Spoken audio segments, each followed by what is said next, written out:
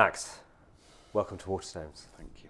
I am a big fan of Lanny. I'm intrigued by its genesis. It began actually with a poem before it became a novel, and you were slightly reticent about writing another novel. So could you tell us a bit about how the book came to be? Before I wrote Grief is a Thing with Feathers, I was someone that wrote a lot, but with no publication intention, and really no. I didn't think particularly that writing was separate from my drawing or from music or art, or generally just the thinking and keeping of notebooks and fiddling around with stuff. And part of that was that I was never really comfortable writing prose, and I didn't really think I was a poet, so I was always looking for a form. And Grief arrived when its structural conceit arrived in my head. Lanny was something I fiddled with about 15 years ago, which was a sort of long poem about a relationship between an old man and a young boy. And it was much more to do actually with the death of that child, and it was to do, unsurprisingly, with grief. So I was interested in some of the things that I'd done in that poem, particularly with refrain. I'm very interested in the kind of in the repetition of similes and things like that, and that probably comes from my interest in the oral tradition. So then I sort of put this away, thinking, that's not a poem because I can't write poems, and it's certainly never going to be. And maybe it's something for theatre, maybe it's something to be spoken aloud. And I was thinking about it as a sort of song cycle. And then Grief is a Thing with Feathers happened. I'm a bit reluctant to abbreviate the titles of my own books in the way that writers do, because it's always a bit affecting it. But Grief occurred, and that was very unexpected, and obviously quite a life-changing event for me. And then these yearnings appeared, like really a desperate impulse to write, and not only to write, to get back to the problem-solving aspect of things, particularly formal things. And so I started to think about this poem I'd done, Lanny, and if I were to turn that into a novel, where would the energy be in it? And stuff like that. So I started to fiddle around. And then there was the second hurdle, which is I didn't want to write a book about England at a time when my feelings about England were so, like all of ours, quite conflicted and changing day to day, various frustrations and angers and heartbreak, actually. I thought, this is going to be a terrible novel full of contemporary political feeling, and I don't think those novels are often very good.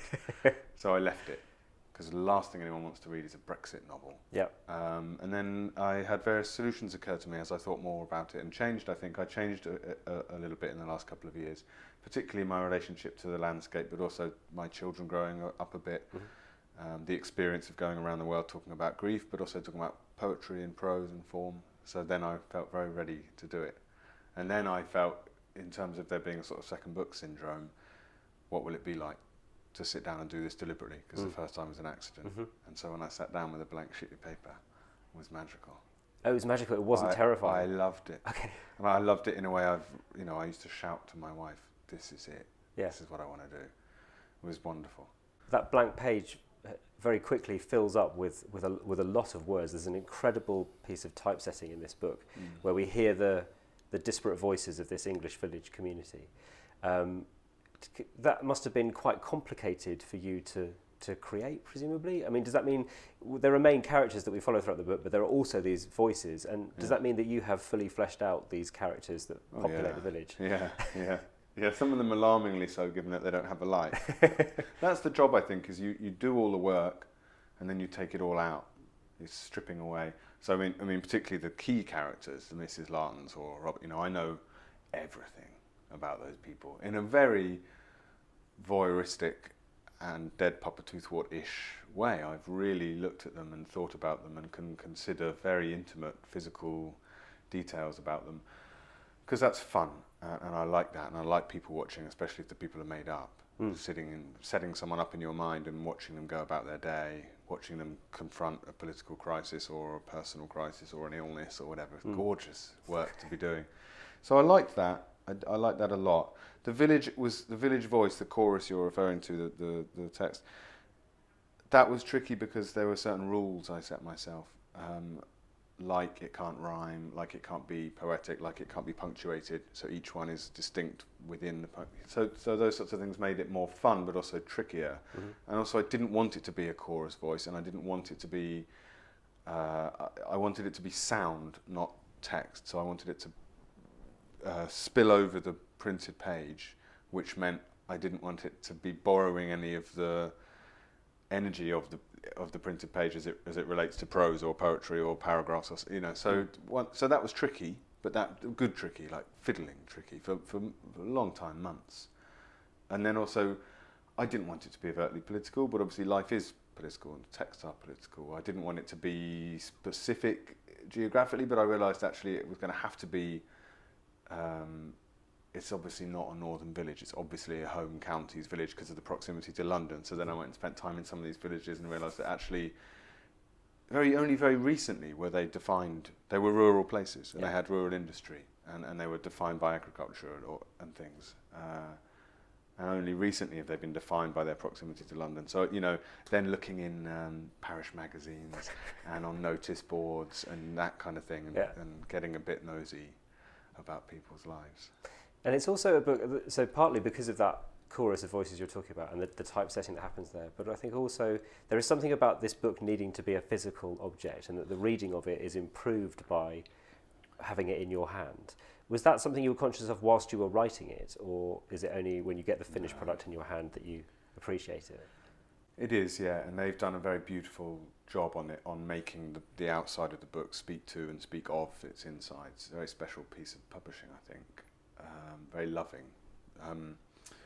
I think about that anyway, because I think the book is still quite radical technology, and you can do things with books that remind people of the physical state of themselves and turn it around. And, you know, I love books still, and I think there's a lot to be done, and I'm generally a bit surprised that we don't do more with the book, or that there isn't a more celebratory attitude towards books and bookmaking by the people that buy them, i.e. the people that are fetishists for printed matter and for the smell of a thing. And so if the book encourages, partly because of the relationship between the characters to the physical world, to made things and grown things and natural things, if that encourages a certain interactiveness with the physical book, then that's wonderful. But I sort of had that anyway.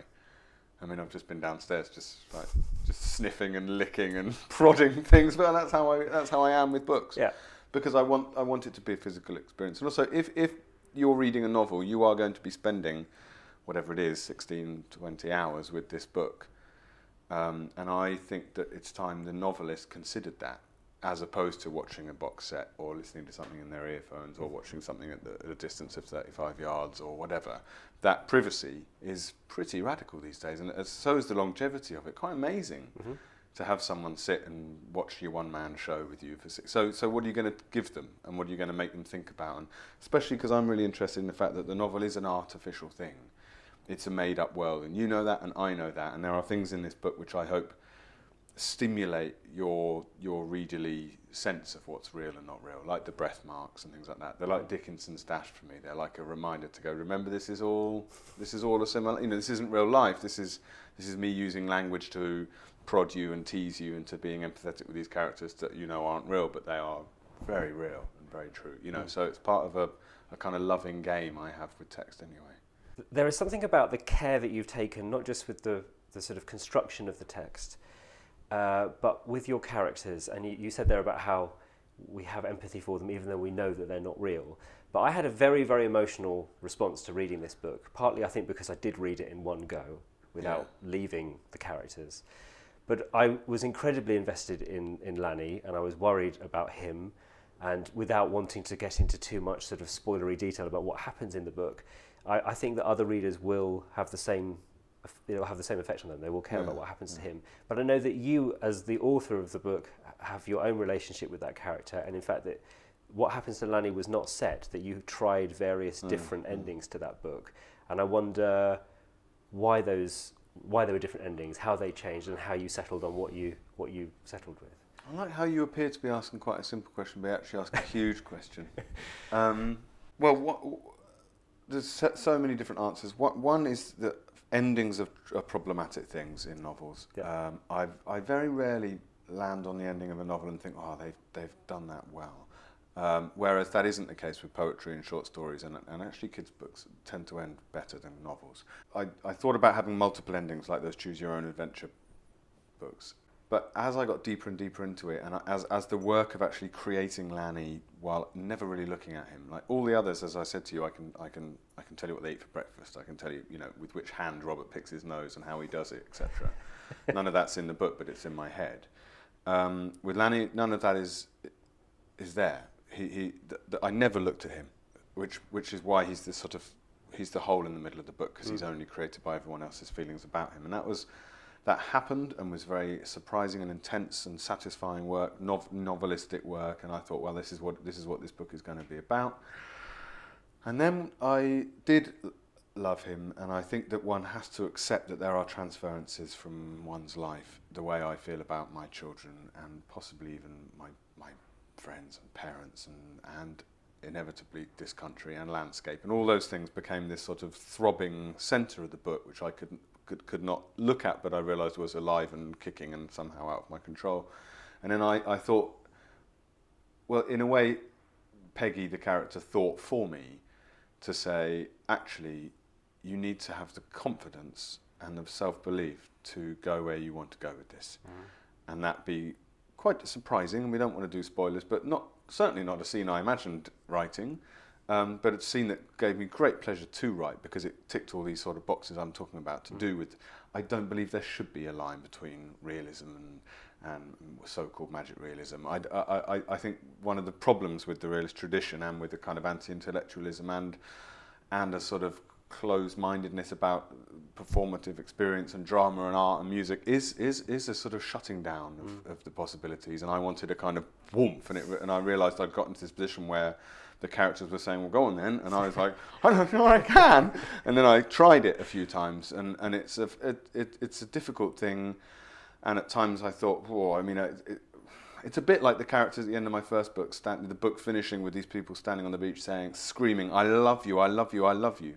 I read an interview with someone saying that's a preposterous way to finish a book, but it's okay because of how you've got us there. Yeah. So I thought, well, this is going to be more preposterous, but I think I have done the work, and because the book is it's like a play with everyone playing the same, the central 4 or 5 actors play all the parts, and then I've taken all the names away in part 2, so you don't know who's who, and you've had to work really hard as a reader. I think, well, if you've done that, then surely you don't mind floating through the forest at dusk with me and seeing something that might be...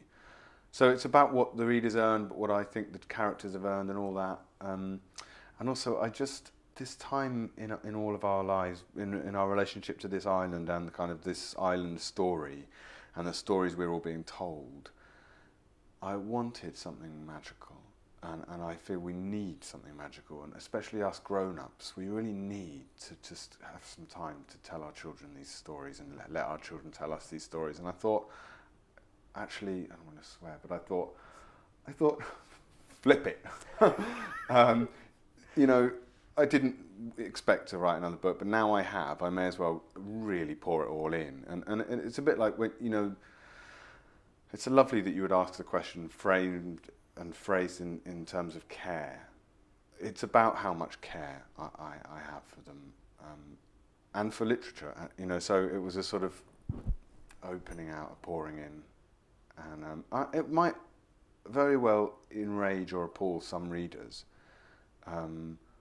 when a reader such as yourself, because I haven't had many readers yet, but when a reader such as yourself says it worked for them, and that it sort of held them, that's just absolutely magical. But again, it makes me think, like, isn't the novel clever? In the same way as theatre's very strange experience. When I worked in a theatre on this adaptation last year, and you know this, what an extraordinary thing. Yeah. That you can have one person and an audience of 500, 1,000 people, all completely silent, all absolutely invested and held captive. What a thing. And we don't, that's power we're not seeing it in our politics, certainly. We're not seeing it we're not even probably dreaming big like that now, but that was very inspiring what you can do if you have that tension. Maybe it is my love of fairy tales and folk tales. I thought, well, if we're in this situation, let's go for it.